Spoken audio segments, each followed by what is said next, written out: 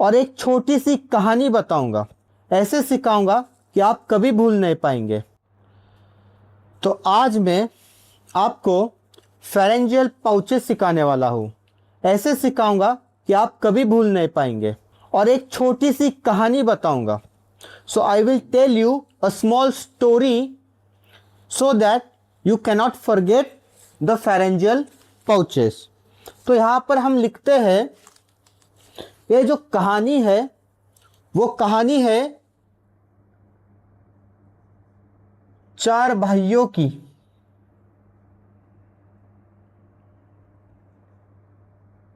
इन embryo kingdom. अब समझिए, ये फेरेंजियल पाउच है। ये चार भाई है। ये पहला भाई, दूसरा भाई, थर्ड और ये सबसे छोटा भाई। पहला है वो सबसे बड़ा है, ठीक है। तो ये पहला भाई है, he is Elder brother and he loves music. If he loves music then he is always wearing headphone and listening music। Okay, अगर वो हेडफोन लगा के हमेशा गाने सुनता है, सॉन्ग सुनता है, तो बात आती है कान की, ईयर की, राइट। इसीलिए फर्स्ट पाउच जो है, मतलब एल्डेस्ट ब्रदर जो है, उसे म्यूजिक पसंद है, हेडफोन लगाता है, इसलिए यहां पे आएगा middle ear and Eustachian tube. देखो कितना आसान है। First pouch, eldest brother, wearing headphone and listening music, all together everything is about ear, इसलिए middle ear and eustachian tube। okay, now second pouch। अब ये जो सेकेंड पाउच वाला जो भाई है, he loves to eat ice creams, so one day he ate 10 ice creams।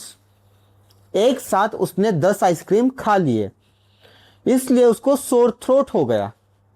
क्या हुआ? Sore throat. सो वो डॉक्टर के पास चला गया और डॉक्टर ने बोला उसे कि आपने 10 आइसक्रीम खा लिए, इसलिए आपके टॉन्सिल पे स्वेलिंग है।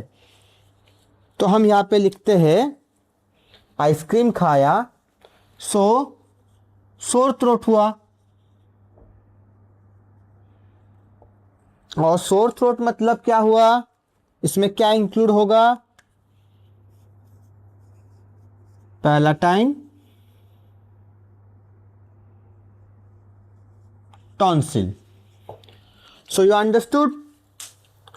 Second pouch, second number of brother, he is very foodie and he loves to eat ice cream. So one day he ate 10 ice cream. So he got sore throat. He went to the doctor and doctor said you have swelling of tonsils। इसीलिए second pouch में palatine tonsil. Okay, अब बात करते हैं third brother की। अब जो है थर्ड ब्रदर है ना, ये सबसे बड़ी बात है, ये है gym trainer. Okay, he is gym trainer, so he interact with many peoples in gym. So first of all, he is extrovert, बहुत लोगों से बात करने वाला। तो जब भी ये कहीं जाता है तो इसको कोई ना कोई साथ में चाहिए, ठीक है। सो एक बार वो क्या बोलता है कि मैं जब साथ में जाऊंगा तो कोई तो मेरे साथ चाहिए। So he moves from neck to chest. Okay, तो अगर वो नेक से चेस्ट में मूव कर रहा है तब वो एक जन को लेके जा रहा है। वो कौन है? पहला इंफीरियर पैराथायरॉयड, इसको लेता है और नीचे जाएगा चेस्ट में, किसके पास? थाइमस के पास। कितना आसान है, it's very easy. Third pouch, third number of brother, he is gym trainer, he is extrovert, he loves to travel but he travels with someone, उसको कोई ना कोई कंपनी के लिए चाहिए। so he went to neck, inferior parathyroid को साथ में लेता है और चेस्ट में जाता है थाइमस के पास। खत्म, इतना ही है। Now fourth pouch. अब ये जो फोर्थ वाला जो भाई है, सबसे छोटा भाई है, तो छोटा भाई है मतलब बहुत लाड़ प्यार वाला होगा ना। So he is very lazy, he is very lazy and he says I love to sit at home alone, अकेले बैठने के लिए मुझे अच्छा लगता है। घर में बैठेगा वो, अलोन, अकेला बैठना है उसको, इसलिए एक जगह से वो हिलेगा नहीं। तो एक जगह से हिलेगा नहीं मतलब वो नेक में बैठेगा, सोचिए। इसीलिए यहां पे आएगा सुपीरियर पैराथायरॉयड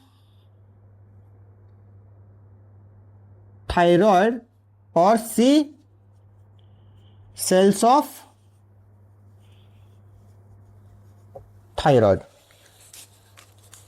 ओके, मतलब आप समझ गए, ये चार भाई है, चार भाइयों की कहानी मैंने आपको समझा दिया बहुत इजी लैंग्वेज में।